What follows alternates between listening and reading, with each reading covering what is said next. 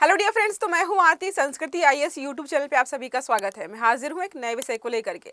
UNEP ने एक report प्रकाशित की है जिसमें यह दावा किया जा रहा है कि दुनिया, मतलब पूरा दुनिया जहान, अगर हम बात करें अलग अलग देशों की, सबको अगर कैलकुलेट करके देखें तो ऐसा माना जा रहा है कि जितना पैसा हम प्रकृति को बर्बाद करने में कर रहे हैं उतना पैसा हम उसको फिर से जीवित करने में कर ही नहीं रहे।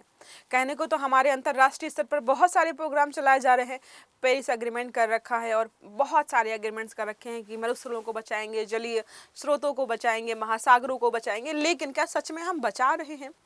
जितनी तेजी से हम विनाश कर रहे हैं ना, मतलब एक पेड़ को आप ऐसे ही 10 मिनट में काट के खत्म कर देते हो, उसको बनने में 10 साल, 20 साल, 50 साल लग जाते हैं। कुछ उसी प्रकार से आप अनुमान लगाइए। तो यूनेप की रिपोर्ट है state of finance for nature 2026 और इसमें जो है इन्होंने इतनी बढ़िया बेहतरीन बातें की है जिसको सुनकर के लगेगा कि हम कर क्या रहे हैं।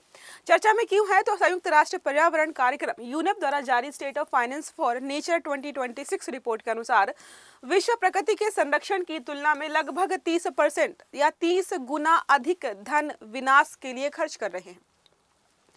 फ्लाईओवर्स बनाते हैं, रेलवे लाइंस बिछा देते हैं, हाईवेज बना देते हैं, कुछ भी बनाते हैं, हमेशा प्रकृति का नुकसान करते हैं। और जितना हम नुकसान करने में पैसा खर्च कर रहे हैं उसको बचाने से 30 गुना अधिक है ये।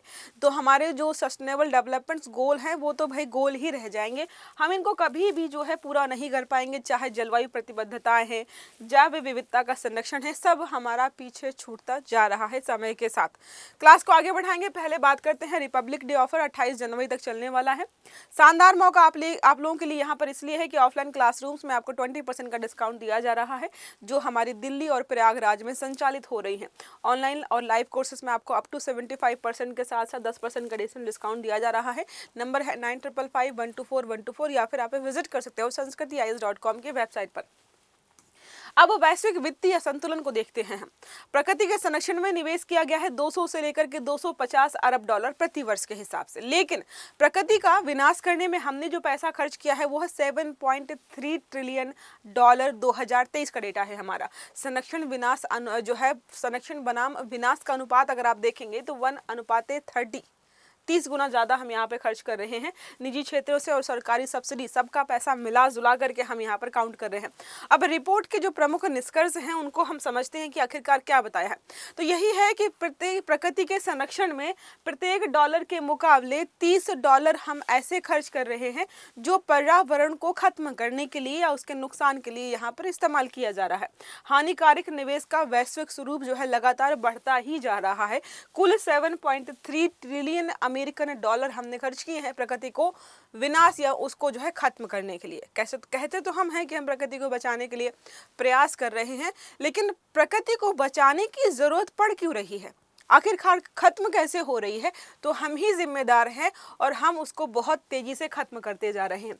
निजी क्षेत्रों का देखो, ऊर्जा उपयोगिता, औद्योगिक उत्पादन है, बुनियादी सामग्री, यहाँ पर हर जगह जो है हम खर्च कर रहे हैं। सरकारी सब्सिडी 2.4 ट्रिलियन अमेरिकन डॉलर में जीवाश्म ईंधन, कृषि, जल प्रबंधन, परिवहन, निर्माण क्षेत्र, ये सब्सिडी प्रत्यक्ष और अप्रत्यक्ष तरीके से प्राकृतिक संसाधनों का दोहन और उनका विनाश कर रही है।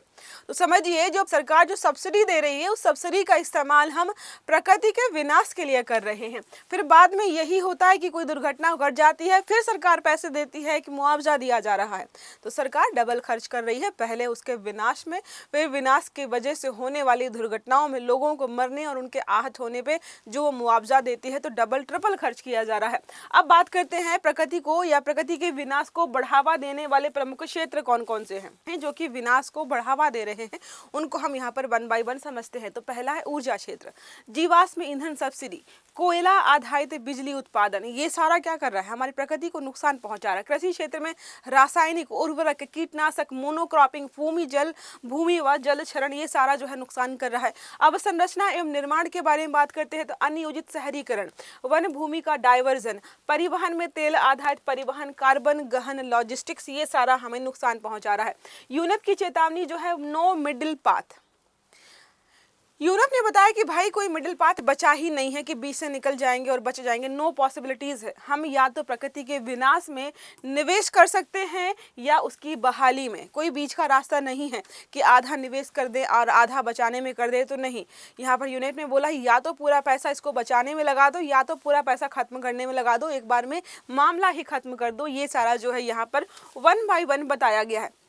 एक समाधान यहाँ पे बताया गया है, नेचर जो है ट्रांजिशन एक्स कर, तो मतलब जो है ऐसे जाइए, यहाँ फिर यहाँ पर आएंगे आप, या फिर जो है बॉटम से लेकर के टॉप की तरफ आप जाएंगे। ये होता क्या है इसको समझते हैं। तो एक और नेचर जो है नेगेटिव निवेश में गिरावट करनी पड़ेगी आपको। जो हमने देखा तो नेचर के निवेश में जो आप इन्वेस्टमेंट कर रहे हो इसमें जो है आपको गिरावट करनी पड़ेगी, और दूसरी तरफ क्या करना पड़ेगा, नेचर के पॉजिटिव निवेश में आपको वृद्धि करनी पड़ेगी, और इसको हम एक्स कर्व के नाम से जानते हैं। याद रहेगा, मॉडल के मुख्यतः 2 स्तंभ बताए गए हैं, सब्सिडी एवं निवेश का चरणबद्ध मूल्यांकन, कि कहाँ पर कितना निवेश किया जा रहा है और कितनी सब्सिडी दी जा रही है और सब्सिडी का इस्तेमाल कहाँ किया जा रहा है, इन सब का हमें मूल्यांकन करना पड़ेगा।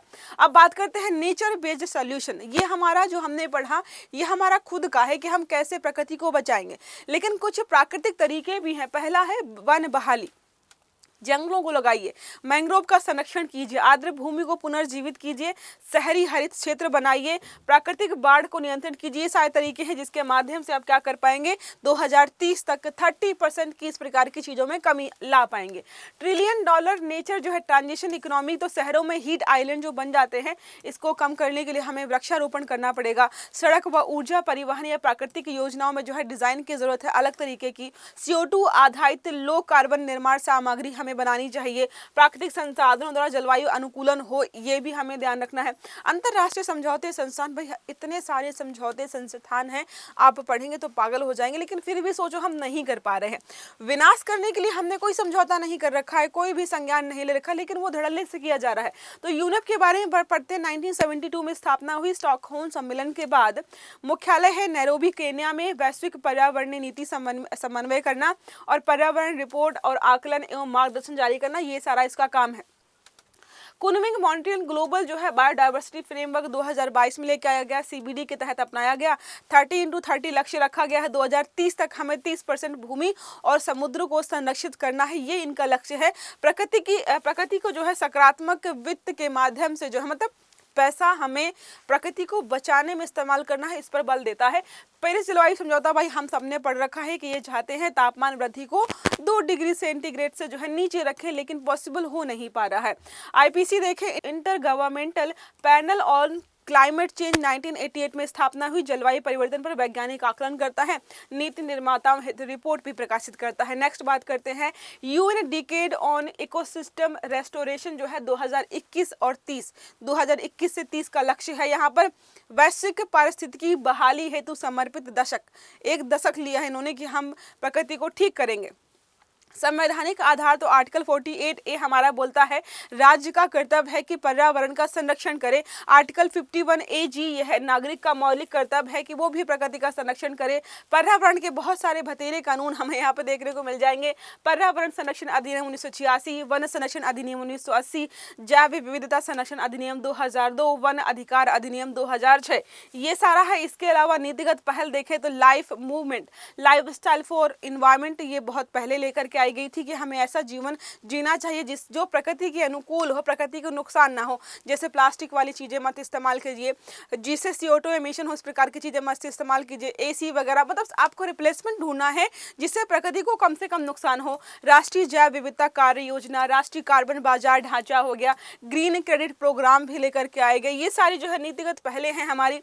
भारत के लिए निहितार्थ क्या है, मतलब भारत के लिए क्या अच्छा हो सकता है।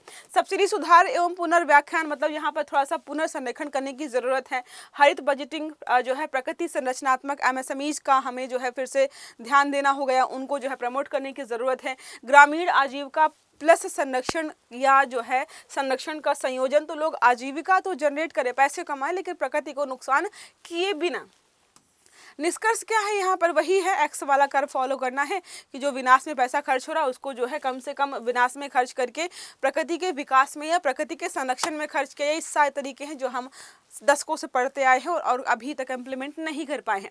प्रश्न यहाँ पर है, यूनेप की state of finance for nature 2026 report के अनुसार 2023 में प्रकृति विनाशकारी गतिविधियों में कितनी राशि निवेश की गई है? विकल्प है 3.5 trillion dollar, 5.1 trillion dollar, 7.3 trillion dollar या फिर 9.8 ट्रिलियन डॉलर।